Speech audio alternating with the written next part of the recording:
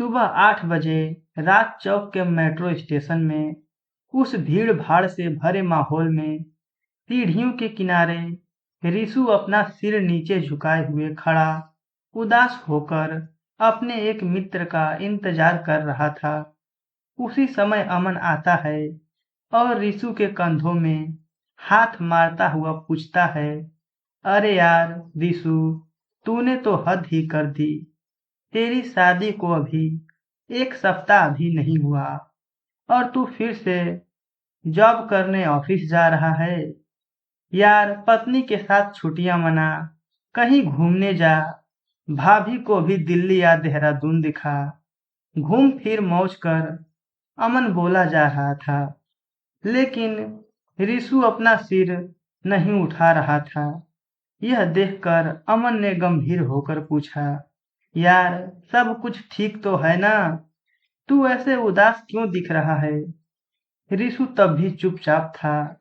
यह देखकर अमन ने कहा, तबीयत तो ठीक है ना? यार तू बोलता क्यों नहीं? घर में सब ठीक तो है ना? रिशु ने गहरी सांसें लेकर धीरे से बुदबुदाते हुए बोला, यार बहुत बड़ी गलती हो गई। नंदनी मेरे जैसी नहीं है, वो मॉडर्न नहीं है, गांव की है, अच्छी अंग्रेजी नहीं जानती। उसका रहन सहन, उसका स्वभाव, यार हमेशा बाइबिल पढ़ना, हमेशा प्रार्थना और प्रभु प्रभु कहना, यार ये भी कोई जिंदगी है? 3 दिनों में ही परेशान हो गया हूँ। गले की हड्डी हो गई है वो मेरे लिए। मेरी तो जैसे जिंदगी ही बर्बाद हो गई है। अमन ने कहा, अरे तू भी तो क्रिश्चियन है ना? हाँ हूँ तो सही, लेकिन हम लोग बड़े दिन में और ईस्टर आदि में ही चर्च जाते हैं। यार हर समय बाइबिल की बातें और यह सब कुछ दिखावा मुझे बिल्कुल अच्छा नहीं लगता। लगता है जैसे मैं अपने घर में नहीं, किसी चर्च में रह रहा हूँ। अमन ने दिलासा दिलाते हुए कहा, सब कुछ ठीक हो जाएगा यार, कुछ समय दे भाभी को, नई नई हैं, दिल्ली में सब कुछ सीख जाएंगी। रिशु ने बात को काटते हुए कहा, चल ऑफिस, देर हो रही है। आज रिशु और नंदनी को 3 माह हो चुके हैं और किसी भी तरह नंदनी के सामने नहीं आना चाहता। घर से बाहर जाते माँ से चिल्लाकर कहता, माँ मुझे थोड़ी देर हो जाएगी वापस आने में, आप लोग खाना खाकर सो जाना, मुझे एक जरूरी मीटिंग है। ये तो उसका रोज का बहाना हो गया था। नंदनी जब भी पानी या चाय देती तो रिशु उसे ऐसे सलीके से गिलास या कप को पकड़ता कि कहीं उंगलियां न स्पर्श हो जाए। नंदनी हर वो प्रयास करती कि कैसे वो रिशु को खुश रखे, माँ का ध्यान रखती, सुबह से शाम तक घर को सजाने संवारने में लगी रहती, बढ़िया से बढ़िया खाना बनाने की कोशिश करती। आज शाम रिशु गाजर का हलवा खाते हुए जोर जोर से अपने ऑफिस के किसी व्यक्ति से बातें कर रहा था। माँ ने ऊंची आवाज में कहा, अरे घर में तो कम से कम शांति से खाया कर, ऑफिस को घर में मत लाया कर, गाजर का हलवा ठंडा हो जाएगा। तभी माँ को चुप कराने के लिए रिशु ने कहा, माँ बहुत बढ़िया हलवा बनाया है आपने। माँ ने कहा, मैंने नहीं, बहू ने बनाया है। यह सुनकर तो रिशु के जैसे सांप सूंघ गया। वह चुपचाप अपना फोन लेकर डाइनिंग हॉल की ओर चला गया और फाइलें पलटने लगा। माँ को अंदाजा तो था कि इन दोनों के बीच कुछ तो पक रहा है जो ठीक नहीं है। माँ जानती थी कि रिशु बचपन से ही जिद्दी है। माँ भी सोच रही थी कि रिशु और नंदनी को कुछ समय चाहिए, धीरे धीरे शायद सब कुछ ठीक हो जाएगा। वो नंदनी से बहुत प्यार करती थी। कई बार कई मामलों में समझाने के लिए शब्द कम पड़ जाते हैं, क्योंकि इतने दिनों में नंदनी ने अपनी सासू माँ को अपनी सगी माँ से बढ़कर प्यार किया था। क्योंकि नंदनी ने अपनी माँ को बचपन में ही खो दिया था। पिता ने ही माँ और बाप दोनों का प्यार दिया था और उसे शादी के समय बोले गए पिता के वो शब्द भी अच्छे से याद थे, जो उन्होंने आंसू बहाते हुए विदाई के समय कहे थे, बिटिया, अब से ससुराल ही तेरा घर है और सास ससुर ही तेरे माता पिता। नंदनी अपना कर्तव्य निभाने में कोई कसर नहीं छोड़ रही थी, लेकिन रिशु का स्वभाव उसे हर पल कांटे के जैसा चुभ रहा था। वो अपने घर में ही ऐसे महसूस कर रही थी जैसे वो रिशु के लिए बोझ है। नंदनी ने ठान लिया कि अब वो ज्यादा चुप नहीं रहेगी।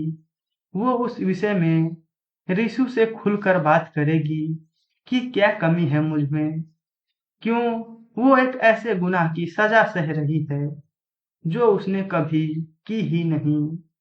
वो ऐसा सोच रही थी कि रिशु ने चिल्लाया, माँ, ऑफिस का टिफिन लगा दिया है क्या? नंदिनी ने टिफिन उठाकर रिशु की ओर बढ़ा दिया, लेकिन रिशु ने टिफिन का हैंडल पकड़ा। नंदिनी ने उसका दूसरा हिस्सा नहीं छोड़ा और बोली, मैं आपसे कुछ बात करना चाहती हूँ।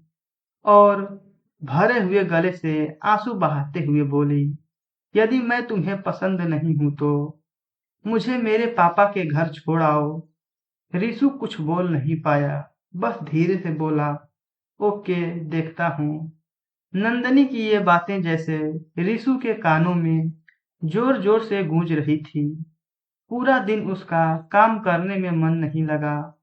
वो सोच रहा था, क्या हो रहा है मेरे जीवन में, किसकी गलती है, क्यों यह सब कुछ हो रहा है।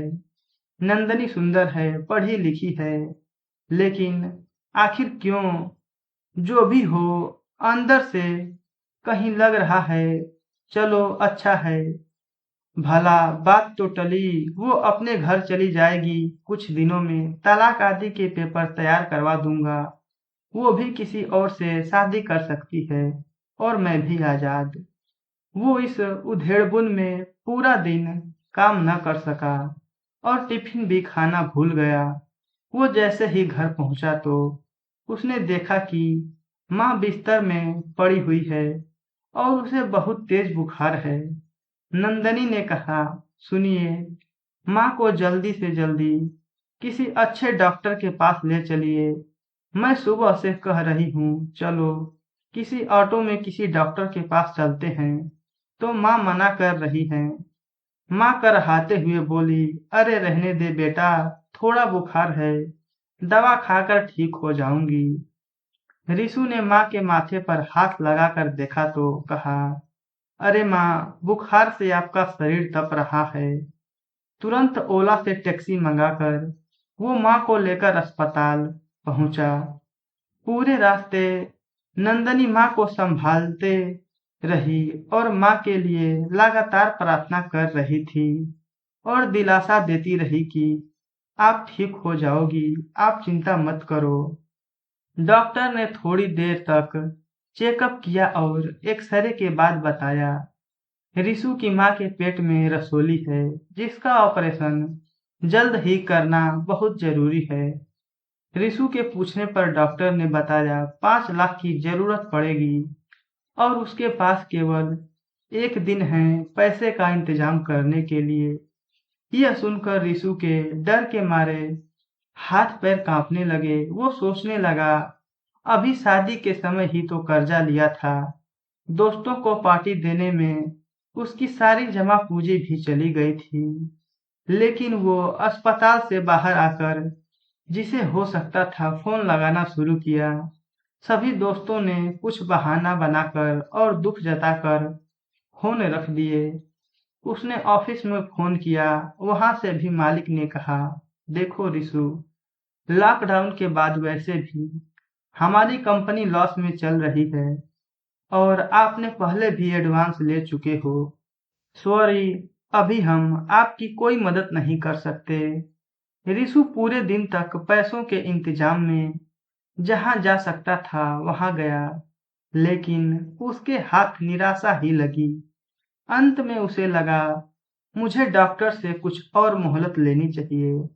यदि हो सके तो 2 या 3 दिन बाद यदि ऑपरेशन हो तो वो कहीं न कहीं से लोन लेकर या घर के पेपर गिरवी रखकर पैसों का इंतजाम कर लेगा। थका हुआ वो अस्पताल पहुंचा और सीधे डॉक्टर के केबिन में जाकर डॉक्टर के पैरों को पकड़ते हुए बोला, सर मुझे 2-3 दिन का और वक्त दीजिए।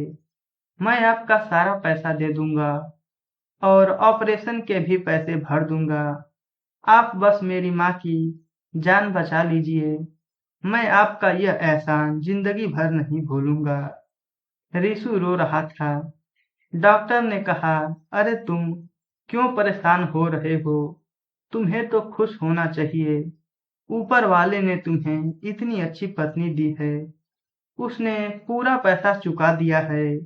तुम्हारी माँ का ऑपरेशन हो चुका है और वो अब खतरे से बाहर हैं।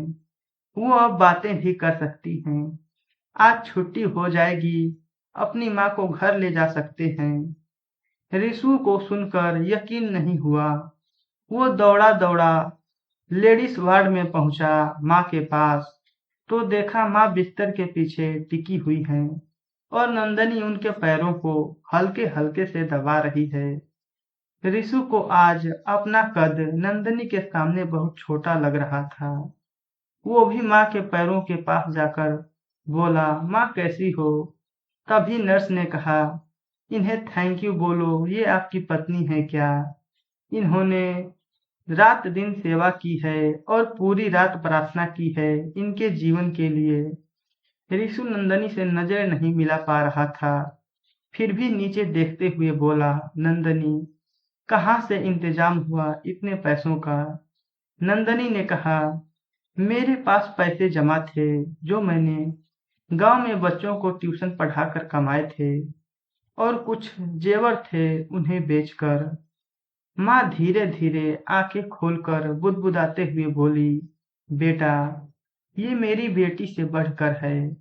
और नंदनी का हाथ रिशु के हाथ में रखते हुए बोली, मैं तुम दोनों को हमेशा खुश देखना चाहती हूँ। रिशु के आंखों में पश्चाताप के आंसू नंदनी के हाथों में गिर रहे थे। दोस्तों, यदि यह कहानी आपको पसंद आई है तो रिश्तों को मजबूत करने के लिए, रिश्तों की कीमत सिखाने वाली मजेदार कहानी के लिए मुझे कमेंट लिखें, जिससे मुझे और कहानी सुनाने के लिए उत्साह मिलता है।